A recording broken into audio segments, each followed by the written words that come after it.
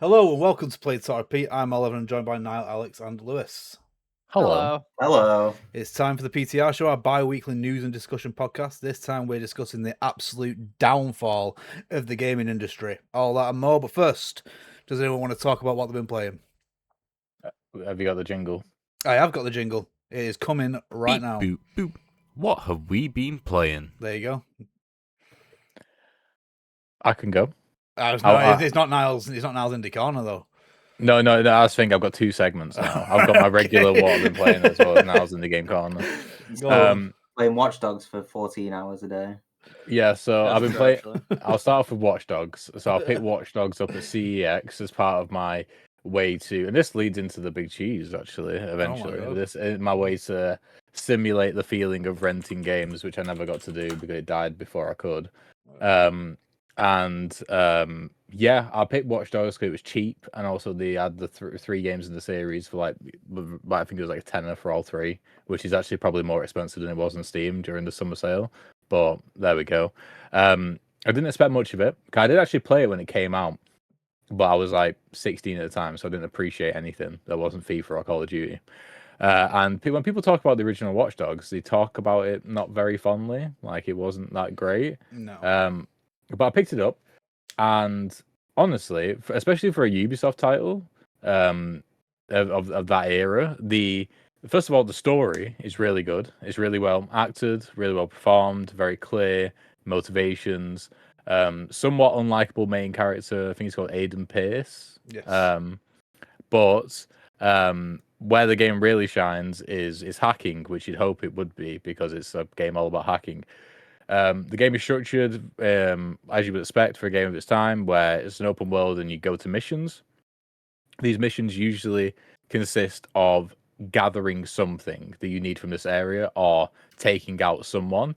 And the game really shines in the way that you can just do it in any way that you kind of want. So, like on one end of the spectrum, you can just bust through the gate, start shooting people. The game's balanced in a way where if you take like 3 or 4 shots, you will be dead. So it is difficult, but you can do it. It's got cover shooter mechanics. Just go around, take people out, get to where you need to go in that area and get the thing and get out. You could even drive in. You could just bust through the gate with your car and just run people over and try and get to your thing. People will shoot at you much more intensely than if you're on foot. You could mix and match where you're in the area and you're like hacking things like cameras to get other vantage points on other people. You could hack people's phones. You could make things explode. You can move stuff around to kill them or make them distracted and completely stealth it without touching anybody. Or with enough patience, you can do the entire mission without ever entering the area. Especially if the requirement is just to hack something, like hack a laptop, which is like at the back of the area. You can, from the outside, hack a CCTV camera and like hack between CCTV cameras. But you can also, what's really cool is you're going to hack body cams. So you can hack the cameras on NPCs. And so if you study where they patrol and where they go, you can actually daisy chain hacks between NPCs and get to where you need to go that way. And then there's a couple of really cool bespoke missions, like very early on, there's like a prison break mission where you can do no combat at all, where I think the systems really shine. But yeah, no, it's really good. I just haven't played any more of it because of the World Cup, really. And Below Deck, Mediterranean, new season out. So there's that. And then I also gave Trials of the Sky, in the Sky a go. Trails in the Sky. Trails in the Sky. I gave Trails in the Sky a go. That BMX game, yeah. Yeah, exactly. Yeah. But I thought I'd mention it because it's been like a mainstay of the PTR show for the entire calendar year because we've been like sort of playing it at different times. I played the demo for about 2 hours. Didn't finish the demo. The combat is really fun and interesting in that you can do it apart from scripted like big encounters. You can do it all without doing any turn-based combat. You can choose to trigger turn-based combat whenever you want. So you go from hack and slash to turn-based. I really like that because a lot of the way the attacks work is it's based off areas. So I like to attack enemies to get them in positions of where I know my attacks work best in areas, then switch to turn-based and then hit them with a few combos and stuff like that. Story's poo. characters are pretty bad. English voice acting is awful across all characters, but especially the main woman. No way. Yeah, but no, like that's the thing. Like this, like for example, Persona and Metaphor, more than happy to play English voiceover. Like, but it was like an assault on the ears, like Yeah. immediately. Yeah. I turned the dub off. I was gonna play it in English, and then the girl Estelle Yeah, was so fine, but then Joshua was like, Estelle was fine. No, Yeah. Estelle was awful. Estelle No, was Estelle was awful, awful. like No, that- absolutely terrible. Joshua no, was Estelle was fine. fine. No, Yeah, Joshua was yeah, fine. No, if no, it- no, no. out of all the You're getting it characters, mixed up Joshua with was the Estelle most was fine. awful. Yeah, Well, I no, turned it off. yeah, I think like out of the opening 5 minutes of cutscenes, it was 4 minutes of her moaning, which may be why Lewis liked it. But yeah, so I'm not gonna buy the full game. I wasn't eager to play more. It felt like one of those games where, yeah, if I had a spare 50 hours or 40 hours, whatever, I could be entertained the whole time. But there was no drive for me to keep playing it. So maybe when I get FOMO that these two are playing the second one, I might pick it up. But there we go. Those are the two bigger games which I've been playing. Banging. Alex, what you been playing? So I've been playing Fire Emblem Three Houses. I did the church route, so no one knows anything about this game. So so there's three different houses that you can pick from, and then one of the houses splits off into two different routes. I didn't meet one of the requirements for one of the routes, so I had to do the church route instead, which was fine, but I think because I didn't meet the requirements, I can't go back now and do the other route. So I'm just going to watch a YouTube video on it because I don't want to play the first half of the game again just to witness that route. But yeah, game's still amazing. I think because I've tried other Fire Emblem games and it just doesn't grab me the way that Three Houses does. I think it's the way that the game is structured, in the way that it's kind of like Persona, in the way that it splits off into like different sections where you can train your different characters and stuff, and then by the end of the month you go on a mission to like do whatever the quest is for that month. But yeah, it's just a good time. I'm really looking forward to the new one when that comes out in September. And then I also did the Blue Lions route because I started it a few years ago and then never finished it because I did it on the harder difficulty. And then I watched a recap video on the Blue Lions video, and then got up to where I was and then finished that story because I wanted to know what happened. So I played 3 out of the 4 campaigns now. I still need to do the DLC, but I've lent it to Lewis now, and then I'll probably play that when I get it back. But I definitely recommend. I've got like 130 hours in this game. I like this. I like Three Houses a lot. Yeah, I think out of the 3 that I've played, though, I think the Golden Deer has probably been my favorite route. Yeah, that's Three Houses. Another game that I played a co-op game with one of my friends that I used to work with called Escape the Backrooms. That was a silly little game that we played. I've not seen the film or anything because me and Lewis went to go and watch it, but my car broke, so Yeah. that was a shame. But yeah, it's kind of like a puzzle type thing, and it's got like horror elements to it. It's a bit jank, but it works in for what it does, and I think all of you would like this game Yeah. for what it is. I think it would be a good co-op thing, but it's a shame that I've already played it. Yeah. I'm not opposed to backrooms games. I do like the backrooms. I like pools. Pools was good. It's got like there's a pools part. The backrooms have levels, I believe. Like Yes. floors. Yeah, Cool. I don't know. I thought it was just that yellow room. That's what I thought the backrooms was. I didn't realize it was. I think that was the original. That is the one. original back room. Isn't it like was it like a furniture showroom that they moved out of or something? And just Something like they that. took pictures What? as I was leaving, like the original pictures of the back rooms. No idea. I don't know. I believe all of it is correct. Cheers, thank you. I'm just trying to figure out whether Kane Parsons has anything to do with the video games. And like, I've always been interested in it, but I literally can't find anything on it. Like, he definitely doesn't make the games. but whether or not I it's one of thought the games were just Well, made he by has- everyone. Yeah, it's Yeah, not a- yeah, no, that right, yeah, I know, like, but I was wondering whether like he, like, because for example, Warhammer, Thingy licenses it, right? Yes. Licenses the IP, so I thought that might be something there where it like, does he get any money from it? Does he just allow it to happen? No, You know, that sort yeah, of when thing. I say it's made by everyone, I mean the same way like the Slenderman Yeah, games. Kane It's Parsons a doesn't myth. have any sort of like it was a 4chan post Yeah. of some guy just saying this is the back rooms. That was it. Yeah, it's Yeah, an but urban he created legend. the web series initially. Like he was the initial. He I mean, was I the get- person. I mean, He was the one that made it popular. It wasn't the Yeah, but 4chan post. yeah, but I still don't know if he owns it though. Hmm. Like, I mean, maybe. I mean, like, it I don't depends whether know. the 4chan person said this is the back rooms or whether he posted some scary pictures. I think the whole post was like about the back. I think the whole thing was based around the idea of this place called the back room. Yeah, we like liminals. It came from liminal Yeah. spaces and shit like that. Anyway, Oh. I don't know. It's Anyway. difficult. Yeah, I don't know. That's Anyway. a good question, but I don't know the answer. yeah. Also, you didn't let me say before you jumped ahead. Fire Emblem sounds boring. Jesus. You played Nah, Fire Emblem. No, it actually sounds pretty fun, but I just thought it funny. Right.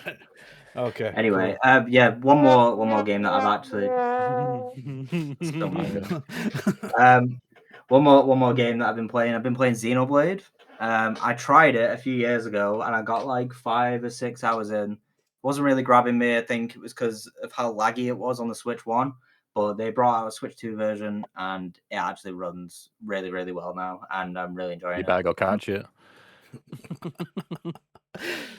Brilliant. Right. Okay. Brilliant. Yeah. Anyway, probably next PTR show, I will have completed Xenoblade, and I can talk about it in more detail. So I'm enjoying it. Lewis, what Yeah, have you been playing? I played a couple things. I played Deathloop randomly. Ooh, I just yes. decided on a whim that it was going to be the game from my backlog that was going to get played. I really did not enjoy it for the first like 2 hours. No. I did not enjoy it. Let him cook. I did not enjoy it for the first 2 hours. After those first 2 hours, when I finally figured out how the game works and what you're meant to do, the game suddenly became a lot more enjoyable. I think the game does a very, very poor job at explaining literally anything. It sort of overwhelms you at the start by introducing the character, introducing what the story is about, and then sort of saying, right, you've got to go kill all these people, but it doesn't really explain how, why, when, just any of the process. So I think it makes the beginning part of the game just really difficult to play and get into. But once you get past that, I think the game itself is actually quite fun. I was worried because as soon as I started playing it, I went, oh no, this is Arcane Studios, which isn't a bad thing. It's just Prey set me up for failure in terms of thinking that it was going to be the greatest game of all time, and I really didn't enjoy it. Yeah. So as soon as I started this, I got that same worried feeling where I went, oh no, it's happening again. But no, I actually ended up enjoying this quite a lot. I think I gave it a 7. The story was quite cool. The gameplay was really fun. It just sort of plays like Dishonored, if you've ever played Dishonored. Like pretty much exactly the same, especially with how the power-ups you get. But the main premise of the game is you wake up on an island one day, all of a sudden this person appears and kills you. You wake up again and you're like, wait, I'm kind of looping. This person who killed you the first time keeps talking to you throughout all these loops. And you have to sort of piece together by yourself that by killing these certain people, it will basically undo the loop that you're stuck in. And you have to get all the way to the end of the game. You have to go through the game getting clues, essentially leading to one final loop where you have to kill everyone in one run for the loop to then end, and then you beat the game. It's a very fun idea, very fun concept. I don't know how this was received when it came out. It was received well. Yeah, but I did end up enjoying the game, and I'm glad I stuck with it. The other games that I played aren't as big of a deal, much quicker to talk about. It was, and I will preface this by saying it's because Sony is shutting down the PlayStation stuff that I've been playing my Vita quite a bit. Oh shit! So I've been playing Ollie Ollie, the old skateboarding indie game. If anyone remembers that. No, Yeah, it it's a really fun game. A really fun, like, quick pick up. Just play it for 10 minutes, skate a little bit, stop playing. The main concept of that game is it's very arcadey. You've just got, it gives you like 5 or 6 challenges per level, and you essentially just have to do a bunch of different things, whether that's being get a certain amount of score, do certain tricks and stuff like that. It's 2D. It's all like just side scrolly, but that game's really fun. Like I said, just really quick pick up and play. And the other game I've been playing is a game called Muramasa Rebirth. I don't know if any of you have heard of it. Probably not. It's a game that was originally on Wii. It then got ported to the Vita when the Vita released as like an upgraded version. It's basically like a, I don't know how to describe it. It's like an action kind of hack and slashy side scrolly game. The concept of the game is your character gets taken over by a dead samurai, I believe, and you basically want to go and kill a bunch of monsters and creepy crawlers and all this other stuff. And as you progress through the game, you obtain more blades. The whole appeal of the game is there's like 110 blades to collect, and the more enemies you kill, the more levels you do, the more souls you get, which you can then spend on crafting new swords, which then have new abilities and new things to do. The game is actually really, really fun. The main reason I was playing it is because it's known as one of those like must-play Vita games. And as far as I knew, it was stuck on the Vita since it got released. But as of a month ago, in the last Nintendo Direct, they actually announced that they are porting it over to PS5, Switch, and PC, I believe. So I did kind of choose a poor time to play it, but I am still enjoying it nonetheless, and I think that is a really fun time, and it's honestly really underrated. I think when it comes out on Switch and PC, people are probably going to play it quite a bit because it just looks really nice and it's really satisfying to play. It's just a lot of button mashing and just killing things, which is always fun. And that's everything I've been playing, really. It is always fun killing things. Cool. What have I been playing here last? Not much. I've been in the process of moving house, so I've not. Unfortunately, really. So that's why I've. Somewhere different. So I've not had much time to play any games. What I did start playing before the moving process started was Adventures of Elliot: The Millennium Tales. I'm having fun with it, but I'm in two minds about it because the actual gameplay of it is really, really fun. I like that it's got little short dungeons. It is very much a Zelda-like, but the characters talk so much. Like there's you have a little fairy thing that is with you all the time, like a little companion. It's like Navi in Legend of Zelda, but she's constantly talking, like always, like to the point where there is an option in the options to limit how much she talks because she's so fucking annoying. And then any cutscene is just long, drawn out conversations between these little 2D sprites. And I'm finding it really hard to care about the story because, and again, it's English voice acting over an anime game, so you know the voice acting is shocking as well. It is boring, and I'm just not into the story at all. But again, the gameplay is really good, so I'm probably gonna stick with it because it's not that long of a game anyway. It's less long than you'd think it'd be from Square. So yeah, I'll see how. Hopefully, I will have finished it by the next PTR show and give you a score for it. But other than that, there's nothing much more. Niall. Shut up, you didgeridongus. It's time for Niall's Indie Game Corner. Right. I forgot we were doing that. I nearly pressed the button for the news. Yes. Well, I'll try and keep. Would have been bad. I'll try and keep these brief because I had a list of a lot, and I've got it down to a list of a lot still. So first one that everyone here knows about, Screenbound. Yeah. Screenbound, I played. It lives up to the hype. I think everyone was a little bit worried in the back of their mind at the very least there'd be a bit of a gimmick that was just there to be big on social media.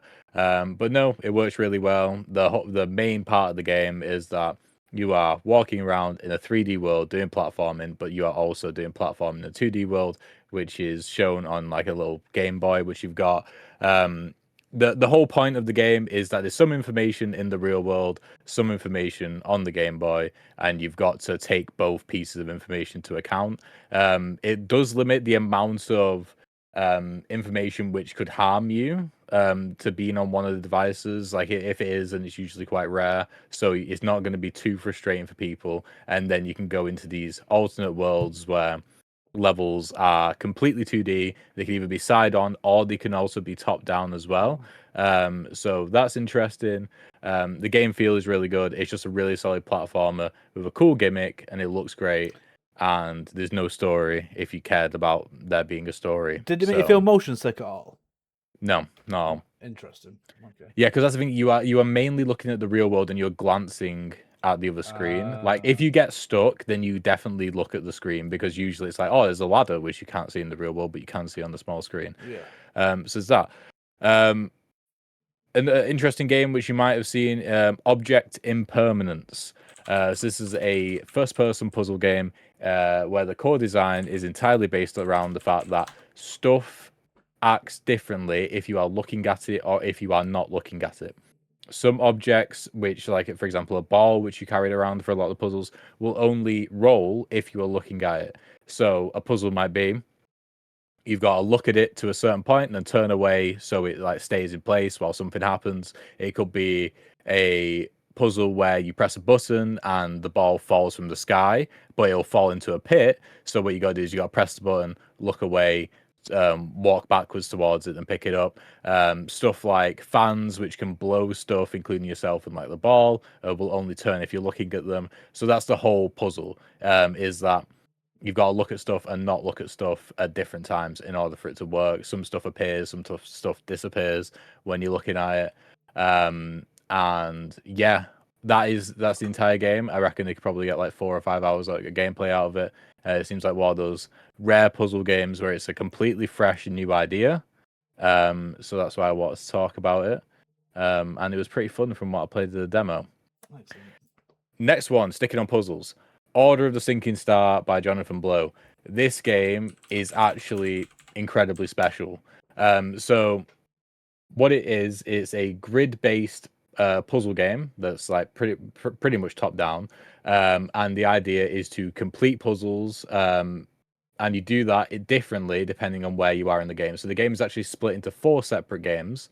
So you have the game on the screen here is one where you can play up to 3 different characters. All the puzzles revolve around pushing and pulling boxes to get to buttons, like a box and button puzzle. A character can either push it, pull it, or they can teleport between it and that and themselves. The cool thing is that the characters don't get to choose when their things activate. So if you walk into something as someone who can push an object, you will always push it. If you walk into another character, because you can control multiple characters at once, you will always push them. And that becomes the puzzle. It's not about how to get the box and the button. It's how to not mess up each of your characters which are doing something important. But the real cool thing about this game is the breadth of it. It has, I think, over 1,000 puzzles, and it's not like The Witness where most of the puzzles are just very, very simple puzzles to teach you how to do the actual big puzzles, which take a lot of time. I think it was said like there's puzzles which, like singular puzzles, which can take over 8 hours to complete. Jesus. Yeah, and also that there's 3 different games which are based on just completely different ways of thinking about puzzles, and then the 4th one, which has been talked about in the trailer, so it's not a spoiler, is all 3 of those games, every single character from all of those 3 separate games and all the ideas from newer puzzle games coming together in one puzzle, and then puzzles which are usually just on one screen start spanning the entire world, and that's kind of where the true game is at that point. So it's a puzzle game which has a scope which will probably never be replicated, and the quality to match it as well. It's not just 1,000 screens with very simple puzzles. So yeah, if you like puzzle games, I recommend playing that. I also played the first ever game by Clay Entertainment called Eats. Clay Entertainment made Don't Starve, actually not included. They also made a game called Eats, which was very EETS, not EA. Okay. Yes, and the entire game is about manipulating AI. He's messing us up. Sorry. What's happening? There we go. So, yeah, it looks awful. It's like a flash game. But the entire premise is that you got a little guy who's gonna just walk forward, and you've got to do stuff to his AI in order to change him from doing that. For example, if you don't want him to walk off a cliff, you place down like a little green gem, which makes him scared. If you want him to get angry and attack something, you put down like a little orange gem, and then he'll get angry. That sort of thing. And so that's what the entire puzzles are. You got to get the jiggy at the end in order to beat the game. Alex looked up at that. Knew he would. Is this supposed to look like Alien Hominid? I don't know what Alien Hominid is. It does look like it, like exactly, like it's the exact same art style. Yeah, but I don't know whether it was originally converted from like Newgrounds. I think it was. But yeah, it's available on Steam and still a demo up despite it coming out in 2007. So there you go. Yeah. Wait, what's go the on. game called again? Eats, EETS. Let's see if it's Because Alien Hominid was a Tom Fulp, I think. yeah. Right. Well, I mean, we can come back to that. I've got 2 more games to talk about. I've already cut 2 out because we're running over a bit.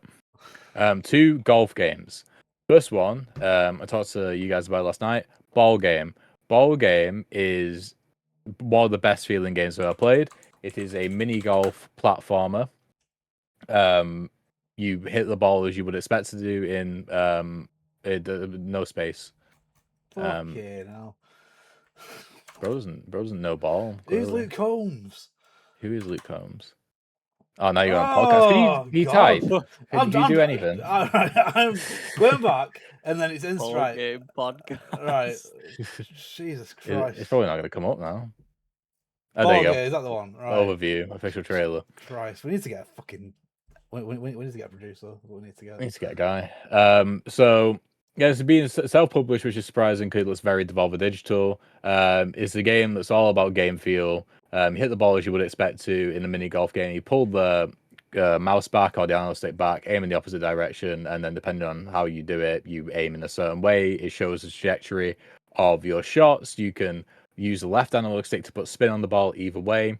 You can even spin the ball on water, so it skips across water, which I think is like one aspect. There's loads of aspects of this game which I think would be great for speedrunning, but that's one of them. Because water isn't a killer; it won't kill you. It will just make it so it's hard to get out of. It's kind of like a sand bunker in regular golf. But then also, you can just move the ball with your left analog stick. You don't actually have to hit it. You can't jump. So if you hit a wall or even a slow incline, you can't go up it. But this game does a lot of little things to help with the frustration which most golf games have. And that's just one of them. The fact that if you don't hit the perfect shot, like if you hit the ball next to the hole, you can just walk yourself into the hole. So yeah, and then there's a whole story to the game as well where you're in like tournaments and like you're also in like this ball hotel, which I don't really get at the moment from playing the demo, but like you're in tournaments competing with your AI and that sort of thing. But yeah, I think the game's sort of built for speedrunning, but it's got a similar feelings that I had with Celeste, just in terms of how the movement is kind of everything. I think it's a lot more forgiving than Celeste, but I think everyone who plays this will love it. I just don't know how big of an audience it will get. And then finally, the weirdest game on the list, Mini Golf Golf. Mini Golf Golf is a mini golf game, but not really. So the core of the game is you're hitting the mini golf ball into a hole, but really it's a narrative puzzle game. Filled with like actual live action videos, which you have to pay attention to. So, on screen. I don't know if it's on screen for people. Is it on screen for people? This? It's on screen for people now. Yeah. Yeah. So, it looks pretty wild. But like at some points, you will come out of this golf game, and you will see that you've been playing it on a Steam Deck. That's like a photorealistic actual photo of a Steam Deck on a desk, which are all also real photos. And then there's a video playing in the top left of the screen, and you can click on it to listen to what the people are saying. And what you have to do is you have to listen to what they're saying in order to complete holes in particular ways. So they will give clues whilst they're talking, and it's like a video podcast. And then you complete. That's how you progress. Like you can keep completing holes the same way. And you won't progress. You have to actually listen to them and listen to the puzzles. And the game has already so much depth to its story and its lore, but it's not one for everyone because it's also really confusing. The game has an entire complimentary podcast, from what I understand, as well as a complimentary website, which are all in world, which all talk about science and time and weirdness. And it's one of those games which is an experience that I think people should experience. You should play a demo anyway. Cracking. So there we go. So is that the end of Niall's Indie Game Corner? It will be in a sec. Shut up, you didgeridongus. It's time for Niall's Indie Game Corner. There we go. I won't have as many next time. 4 out of 5 that now, I reckon. The Alien Hominid one didn't grab me, but all the rest of them were really good. There we go. All right. Cool. Niall, it's time for the news, brother. Out with the olds, in with the news. It's news time. So what we're starting with. Whatever you What's the one of the ones that isn't the big cheese. Okay. I'm not gonna lie, I didn't realize I was doing this. Okay. So we're starting off with. I thought this would be interesting because pretty much everyone has been assuming that Game Pass subscribers is like plummeted, and it has gotten lower than 2024. I will say that. But the reason why they thought it was plummeting is because Xbox were very keen to tell everyone about how many subscribers Game Pass had until they weren't anymore. And usually when they're not, that means that it's going bad. But they're still rocking at 30 million subscribers, which, considering everything which has gone on, it's kind of crazy. I'm pretty sure it peaked at like 34 million subscribers. So to lose 4 million over the course of 2 years, I mean, they want to be growing it, that's for sure. But I thought that was interesting. But this is part of this was like a complementary piece to the next piece, which I think speaks to. We can talk about something which I didn't provide material for in a second, but the next piece, which is the Obsidian begin to work on a new Fallout game, I think illustrates what Xbox are trying to do. Yeah. So Xbox recently severed ties with 4 studios and going to sever ties with a 5th. I don't think the 5th has been named yet. Maybe it hasn't. I don't know. They managed to be able to amicably depart with 2 of them, which was the Psychonauts guys. What they called? I forgot the name. Double Fine, and some another studio as well, where they have started the process of buying themselves back. And Xbox has given them runway so they don't immediately die once the money stops coming in. There's 2 other studios as well. One of them is Ninja Theory, where I've heard that there's some sort of plan, and yeah, Undead Labs, State of Decay, some sort of plan for their current projects, which is Senua and State of Decay 3, to continue development. Excellent, good. And then there's also the other one's Arcane, which I don't believe has had a verdict on what's happening with them yet. But they're currently working on their Blade game, and so that's very unknown. But it all sounds very harsh, but at the same time, I feel like they've dealt with it the best they sort of can. And also, it's got to have the context behind it of this is coming from the perspective of undoing what a lot of Phil Spencer did. Yeah. Which on the surface sounds great. What Phil Spencer did, quite a bunch of studios wanted to create Netflix Game Pass, Netflix for games. But in doing so, he also had a very sort of laid back and sort of like moral directive to studios of don't focus on big hits, on making big hits. Focus on making games which are cool and that you want to make and unique, and that will be good for Game Pass. Like it doesn't matter whether they sell well. Was pretty much the point.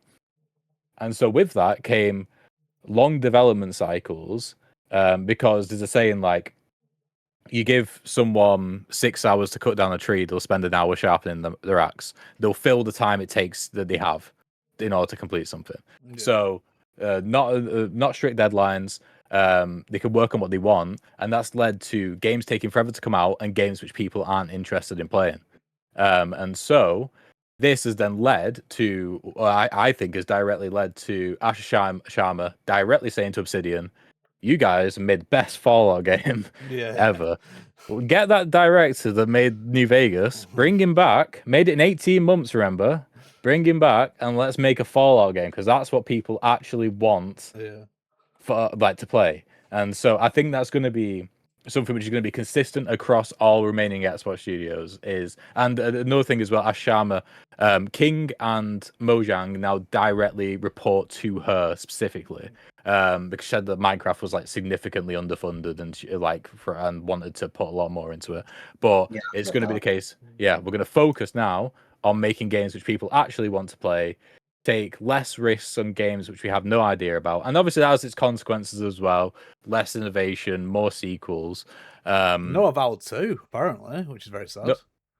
No, Avowed 2. I mean, I'm pretty sure only you liked it. No, that's not true. People liked Avowed. I'm sorry about it. I really liked Avowed. I don't. No one said it was bad, but like people said it just wasn't like good. They said it was. That's what I feel about every single Fallout game. You know what I mean? I liked that. You have not played New Vegas. New Vegas is great. I agree with 4 and 3, but Vegas just is great. the ones that were made by the actual team that was supposed to make it. Yeah, it was the same with Pokemon and Thingy, Game Freak. It's everyone else. But yeah, so I think like, I mean, it also could have been like put under a completely new light if PlayStation didn't do what they did, which we'll talk about later, because Xbox had just sailed through a massive round of layoffs. But apparently, what did you say, Lewis? It was a bunch of amazement layers. Xbox. There was apparently 14 different management layers in Xbox, so they basically removed them all because they realized that it was having to go through so many people to get anything done that nothing was getting done.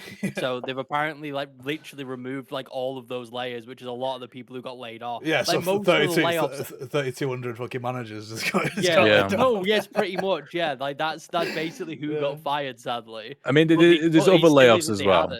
Yeah, like Bethesda. I think it was 500 people at Bethesda. I don't know if that's ZeniMax or just Bethesda. But yeah, 500 people gone from there, and Bethesda's probably one of the slowest moving game development studios ever, so that might actually be an aid of that studio. Yeah.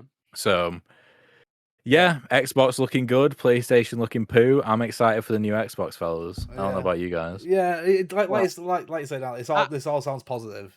It's bad because people are losing their jobs, but this is the best possible way they could do it. They've been completely transparent about it as well. I was going to say, I think the transparency was really good. The fact that we saw the emails that were sent and stuff, and we saw the whole process, and it was explained exactly what was happening, I think is a really good thing, despite the news being somewhat negative. But I think it made sense for what the company wants and needs to do. I don't think it was just a silly impulse decision.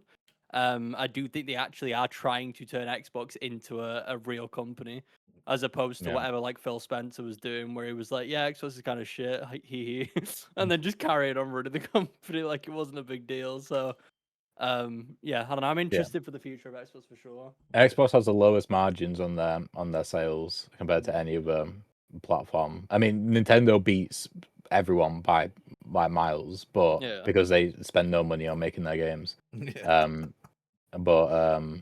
Yeah, so something needed to change for sure. So that's good. I'm very excited because you know who own Xbox own? They own Rare. They've shut that studio. They're not even bothered to report on it. You know what I mean? Because no one cares. You see? Yeah, I think that's the thing. Like, even I think a lot of people care, Oliver. That's the thing. I don't know, right? Yeah, but I mean, like they do. But again, if they did make a new Banjo, would it really do that well? I just don't see it. No, because none of the original people are at Rare anymore. So I just stopped Toys for Bob though. Toys for Bob. Toys for Bob keep going on about that they want to make a Banjo game. Yeah, maybe they should let them. Probably do a good job. They should let them. Exactly. Please. Right. I'm drowning. See him. He's drowning in no jiggies. Jiggyless. Overall, I think it's good. Spend less money on bureaucracy and spend more money on creativity, which all the studios have survived. So, bang him. Yes. Cool. Right. So is it the cheese now? You spun the two stories together, didn't you? I did. All right. Cool. Are we doing a draft update? Oh, I don't want to, but we probably should do. Yeah.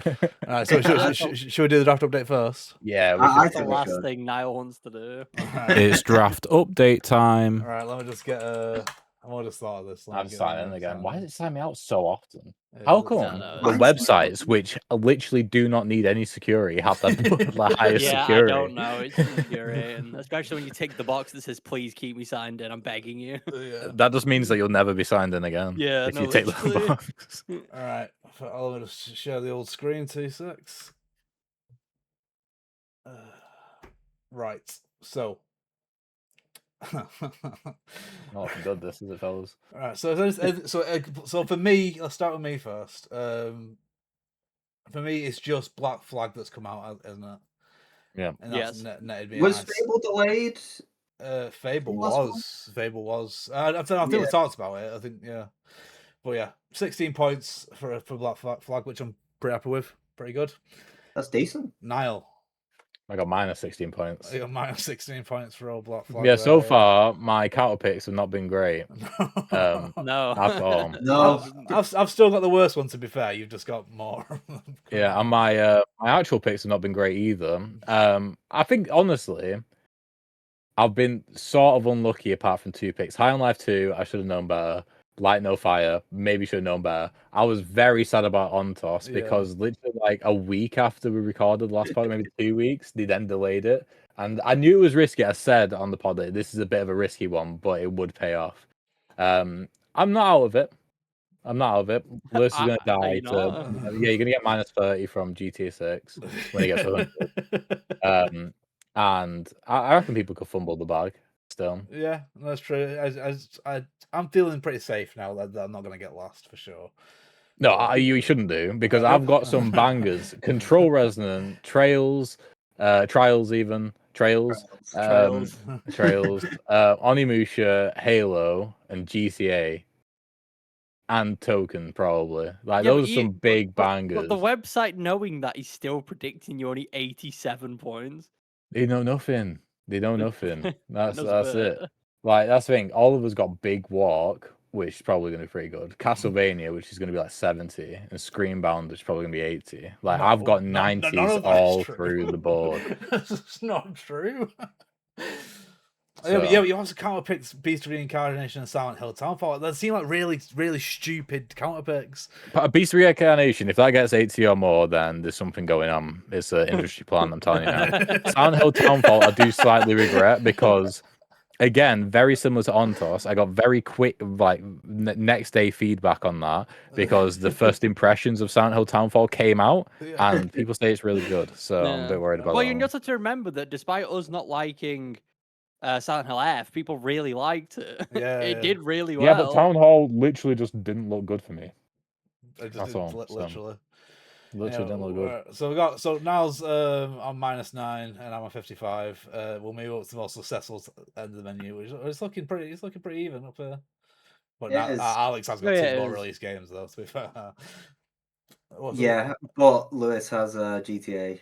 That's still not come out. But you're counting on the GTA like it's going to set me to 0 points or something. No, but it really isn't that bad because of my counter picks, which have secured me not losing any points.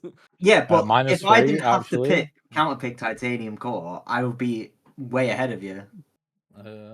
Sounds like a skill issue. It does sound, yeah. So has there been any changes on yours? You all can't pick each other's games, so I couldn't counter pick anyone else's. Has there been any changes? There's no changes on Lewis's, and I don't. Wait, think on anyone Danganronpa though? That Danganronpa got delayed. Yeah, that was recent. That was like a week after the last. Elliot did come out as well. That wasn't out last time. Yeah, Elliot came out. So Alex got 10 points for Elliot, and then 0. Yeah, 0 for Danganronpa. Oh, and then I counter picked Ontos. So yeah.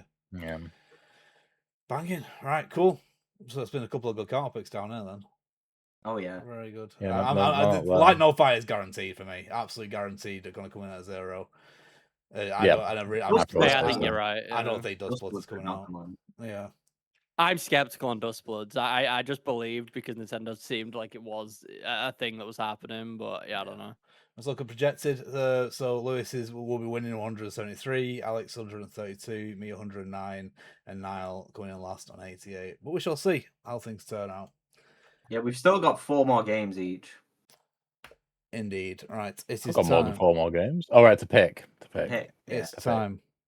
It's the big cheese grommet. So it's been a while since our last PTR show. It's been a month, obviously, because I've been busy. So a lot's happened in the past month, and Sony have announced, is it January 2028? Yes, they will be stopping the production of physical games. They are going to be a digital only model. So how do you feel about this? First of all, before we start, Xbox also did this, but no one cares. Yeah, well I thought Xbox did it ages ago, though. Yeah, no, they announced it at the same time. No, that was they actually confirmed it. Yeah. They said that like literally like 2 days later, the Xbox also, unless I'm wrong here, but I'm pretty certain I'm right. Xbox also came out and they said they were doing it in 2028 as well. My point was more Xbox have been so focused on Game Pass for God knows how many years that they've already sort of made all of their customers into digital slaves. Like I don't think they care. I don't know anyone who's bought a physical Xbox game in the past generation. Like you'll get day one Game Pass anyway with like certain games. If I want to play the new Ratchet and Clank, it's going to cost me £70. But even a year down the line, it's still going to cost me £70. Did you see how much money it said Call of Duty 7 cost? Like they lost because of Game Pass. 300 million. Black Ops 6, you mean? No, Black Ops. No, Black Ops 7. 300 Oh, million. I read something about Black Ops 6. Oh, maybe it was Black Ops 6. I don't know. It was definitely Black Ops 7. Yeah, it was 300 million. Yeah. Yeah, it was 300. Well, I mean, maybe you're right, but if it's Black Ops 7, then this point as well of it being a bad game probably also lost them a bit of money too. That probably a bit. Yeah. So in terms of Xbox, sorry, just to interrupt, they haven't announced anything. There are reports, and the report is that Xbox is working on a way to transfer physical licenses to a digital license, so all your physical games can be transferred into digital if you want to. This is all a report, but Xbox haven't confirmed it yet. Yeah, interesting. Yeah, well, there we go. It was Black Ops 6, and they lost 300 million in revenue because of Game Pass. I wonder how much they lost in Black Ops 7 then. Must be even more. Probably not as much because people stopped caring. Yeah, so really taking it out of the no, that means they would have lost more, surely, because the game still costs the same amount to make, at least, if not more. Oh, true. Yes, that means taking out probably about the same. Game Pass is a win-win for them, isn't it? Really, it's going to get more money from sales and Game Pass, and it makes them look better because they'll drop the price. Yes. Cool. Yeah. So, so PlayStation definitely stopping physical media. They haven't spoken about it since they're clearly. I don't think they're changing the mind based on the massive outrage that's happened. I don't see them changing the mind. I think they're very much set. It's very much set in stone what's happening right now, and they're going to continue to ignore people. I think what makes it worse is they're aware of the situation. Like they're not idiots. Obviously, they do see it. But one of the big things that's made it obvious that they have seen the outcry and the backlash is PlayStation Plus. Now they're offering like, I think it's like, oh, don't leave, we'll give you 3 months for 50% off or something like that, which they've never done before, and all of a sudden they're doing it now. And obviously people are seeing that as even more disrespectful, so it's obviously pissing off people more than it already is. But no, I truly think it's awful. I understand that this was going to happen eventually, or I understood the idea that the amount of physical disc was going to obviously dwindle, and the amount that was going to be made, it was going to become more of like a specialist item maybe, but completely removing the option and just getting rid of it, and it being entirely under their control because they're the ones who produce and make these discs and no one else has a say in it. It's just really fucked. Like, it's such a horrible, awful thing to do, and it just ruins so many different aspects of gaming, especially on the PlayStation, that I want to say I don't see how this doesn't hurt them in the long run, but I really don't know how much it is going to affect them sales-wise, customer-wise, all this other stuff, because obviously the outcry online is massive. The numbers that they claim, like the digital to physical ratio, I've heard is apparently not true, like it's lies, because the way they count game sales is based. They're also counting digital only, aren't yes, exactly, yeah. So it's really skewed, and those stats that they put out are just flat out just false and incorrect, or at least correct with the metrics that they're staying within. But I just think the whole thing is ridiculous, and I don't see why Sony, who has had a relatively good public standing the past couple of years anyway, I don't understand why they seem to have done this, because it's ruined any sort of, I guess, likability from the company's perspective, like, at all. Like, they're in the mud, and no one likes them. No. And rightfully so. Like, it's the worst thing they possibly could have done, and there doesn't seem to be any genuinely good reason for doing it. So, yeah, I don't know. It's really sad. There is a good reason. So they lose about 20 quid for every physical game that they sell. Because of the cuts for manufacturing the physical game, plus the cuts of the distributors. And also, so do people which aren't Sony, publishers as well. So both publishers and Sony make less money physical, and that's not even factoring in the resale market. That's just factoring in the pure cost of sales. So they are looking at like getting an extra 20 quid per sale. They also make even more margin on their own games going to their digital store because they own the storefront. So yeah, that is the entire reason. Like I don't think it has anything to do with the reselling market. I think because that's not quantifiable. Like there's no one people in boardrooms saying this is how much money we've lost from reselling. Yeah. It's entirely this is how much money we've lost because we're putting games on a disc in a case and sending it to someone who then sell it and take a cut. So there you go. And That's and the they just want reason. to remove the middleman, but I still just feel like I feel like removing that option completely is still absurd. I feel like the option should still be there, regardless of if it is a smaller market. Like, it doesn't make sense to me to completely cut it out. I mean, again, it does. Like you said, I understand exactly why they are doing it. They just want more money. It's a money thing. It's money. That's all it is. But I don't know. I just to lose this much good faith with your customers and to give yourself like this bad publicity, it doesn't make sense to me. Well, It listen, just it seems ridiculous. listen, like we know. So all three of the big companies will have been moving towards this for a while. It'll be on whiteboards in meeting rooms. It'll be everywhere. You know what I mean? Like Nintendo have made steps in the fact that they've made their digital games cheaper than physical. They're trying to get people over there before they make that big change. I imagine Xbox's next console will have always been digital only because it's moving into more of a PC kind of thing. Or what PC has a disk drive? You know what I mean?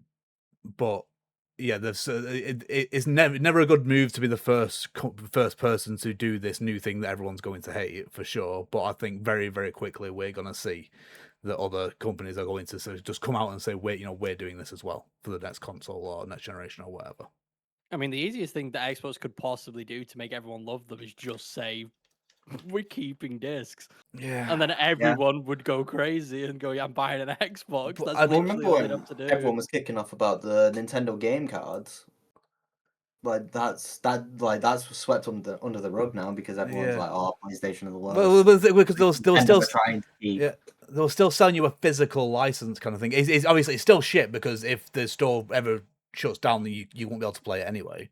So I guess that point is still like exactly the same as like a digital license, I suppose. But I suppose it's just having that physical thing that you could resell is the main thing. That's like one of the definitions of ownership is the fact that you can then transfer that ownership to someone else. You cannot do that anymore, which is it has always been an issue with digital games. But I think maybe one thing that could take the sting out of it is if the PS Store became more like Steam, I guess, because everyone's favorite digital storefront is Steam, and that's because they run sales all the time. They make things cheaper. Games are affordable. Yeah, you can. I'm sorry, you cannot. Like, they are going to. So I say you can, but they are going to. They're going to sell £70 digital games, which is heinous. It's ridiculous. Countless things the other day of being like, well, if you go to like CEX right now or Amazon, you can buy this game for £15. But if you go on PlayStation right now, it's $69.99. Yeah, and that is what it's going to be. You won't have a choice on what you want to buy or where you can buy it. They need to follow the Valve philosophy, I think. I mean, you can have even if it's just certain times of the year. Like you don't have to run sales all the time, but just. Man, you need to lower the price because it becomes unsustainable. Old games are going to get forgotten about. They're not going to get played anymore because no one wants to pay 70 quid for a 10-year-old game. When you mentioned Steam, obviously that you were talking about the price, but for a second I thought you were also talking about just the 20 years of pure backlog of every generation of game. The PlayStation doesn't. Oh, they won't do that. Yeah, they won't do that. The PlayStation, you can buy a PS4 game, a PS5 game, sometimes a PS2 game. Yeah. When they decide they want to bring it like natively to the PlayStation, and then that's it. There's so much PlayStation history that is inaccessible, and they're seemingly not going to do anything about it, which is what adds to the whole pain of it all. Because people love discs, because those PS2 games, for example, that people own physically, they can to this day still play them. PlayStation getting rid of their discs and doing what they're doing now, the moment they decide they don't want people to be able to play PS4 games anymore, they're gone. It's done. You can't play it. It's just completely just erased from history, and that's why it's such a massive deal. It's why physical should always be a thing, regardless of if you want digital to be the main way people consume this stuff, which it already is.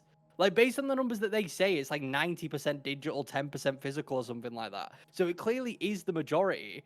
So I don't know, taking it away from like that small minority of people who are dedicated to buying discs and only buying your console because you can buy discs, just seems like you're losing a massive amount of customers for no reason. And obviously, you need to see people put money where their mouth is. There's lots of people right now claiming that they will not be buying the PS6 and they will not be continuing with Sony going forward because they buy physical. If they can't buy physical, they're not buying games. Like, straight up, it's just done. Then you're not buying games, fella. Because yeah, exactly.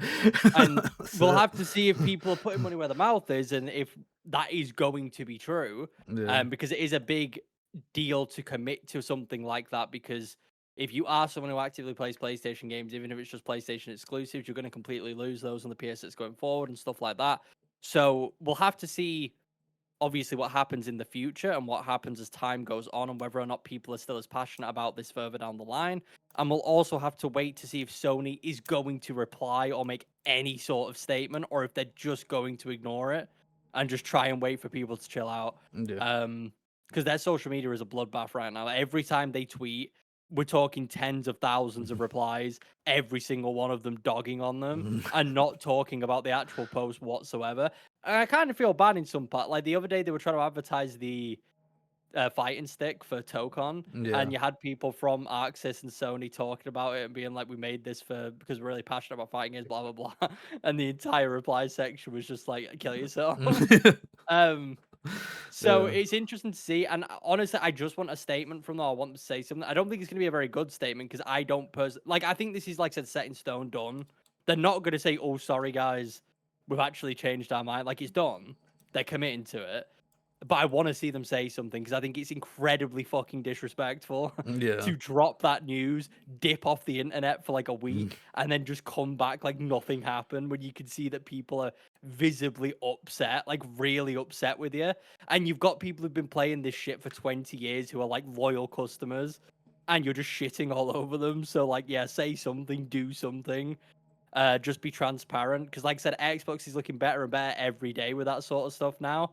And it's making Sony look like literally just Hitler. It is bad. So they need to sort it. But yeah, the whole thing sucks. Like, there's no part of the situation that I can think of to me that is a positive. It's just bad all around. No. It just sucks. Exactly. But like you said, it was going to happen eventually. It was just a matter of who and when. Coming back to your point about the older games and stuff like that, it just makes me grieve the Virtual Console every day, man. It was such an elegant solution. The Wii Shop on the Wii Shop channel, the Virtual Console, it was. Every system games, like, they had a set price. It's like, right, this system's like 20 years old now. Games are gonna be $3.99 across the board. Yeah, you know what I mean. It was perfect. What I don't understand why Nintendo aren't doing that now. They had the system to do it, and now they just changed it to subscription bullshit. Just surely make more money. They must make. Well, that's what I was gonna say. You'd think, but surely they must make more money from people subscribing, I guess. Yeah, I know it's not even that expensive in the like thingy, because a month is like £4 or something. Yeah. But like, I could buy 10, 20 games in a like thingy if they're like £4. Yeah, and then it feels like you've bought a license for the game. Then you're not renting anything, you're not streaming anything. I know obviously it's still not as good as physical ownership, but if they moved it from console to console, like they should do, like there should be a universal Virtual Console. You know what I mean? There should be. Where it does a storefront where different developers can put their old games on, and they know it's like, yes, it was a NES game. It's going to be $3.99. Brilliant, you know, but it's just not going to happen. It makes me sad. Steam is the way. Steam is always the way. Yeah. I mean, Steam is definitely the way. I mean, for the PS6, I don't know about you guys. I wasn't necessarily considering buying a PS6 anyway, because it's going to be a ridiculous amount of money. But it's just going to be like, why would I want a PS6 over just using Steam? It's exclusives. The only reason is exclusives. And it just 'cause depends. they took them off Steam now. Yeah, it just That'll be one of the reasons why they took them off Steam as well now. Yeah, probably. Well, yeah, they were also claiming that they were losing a lot of money on those PC ports, which I'm not sure I believe. Yeah, but... bollocks. So you've sold the game to a new audience. Anyone Yeah, who would have bought it on another system has bought it. Yeah, I don't know. I feel like obviously with the price increase that's about to happen on the PlayStation 6 and the fact that it's now just a digital only brick, it's just going to put a lot of people off buying. And I think that console is gonna. I'm not gonna say it's gonna fail, but I think the market in general is going to fucking plummet and crash soon. And the PS6 is definitely going to take like the brunt force of that. Like I don't think it's going to do well. I'm 100% just keeping my PS5. I'm not upgrading that shit. It's just not happening. Yeah, like hopefully, like later into the generation, something might have changed. Maybe probably not. It is Sony, but yeah, as long as they keep releasing games for PS5, I'll buy the PS5 games, I guess. Yeah. Because the thing is, I love these. Most of my favorite franchises are PlayStation exclusive, so I'm kind of stuck. I want to be able to play PlayStation games, but I'd over £1,000 for a digital console that is locked to one store in which the games are overpriced. Yeah, no, exactly. Just why? Why would I want that? Yeah, it makes, if you want a home console, then you've got your Steam machines now, and the next Xbox is looking real fucking, real tempting because it's a PC. It's got Steam on it. It's got Epic on it. Brilliant. That's what you want. Was there anything else now? Pretty sure that's everything, fellas. Everything. Excellent. Finished off nice and cheery. Yep. Brilliant. Well, hopefully we're back to a 2-week schedule now. We got time to do it. Until next time, we shall see you later. Goodbye. Bye.